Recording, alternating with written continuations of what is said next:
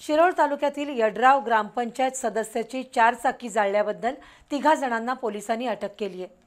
त्या 3 आरोपींनी दुचाकी चोरी केल्याचं पोलीस तपासात उघड झालंय।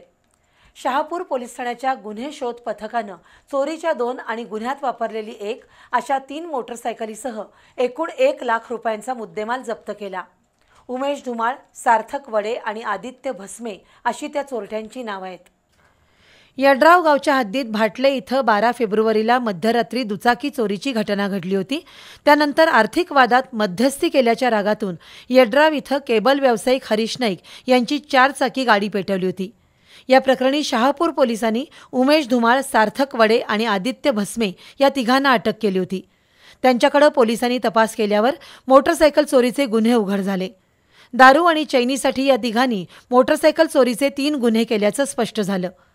पोलीस निरीक्षक सचिन सूर्यवंशी यांच्यासह अविनाश मुंगसे, आसिफ कलायगार, रोहित डावाळे, शशिकांत ढोणे यांनी या 3 चोरट्यांकडून 3 मोटरसायकली जप्त केल्या।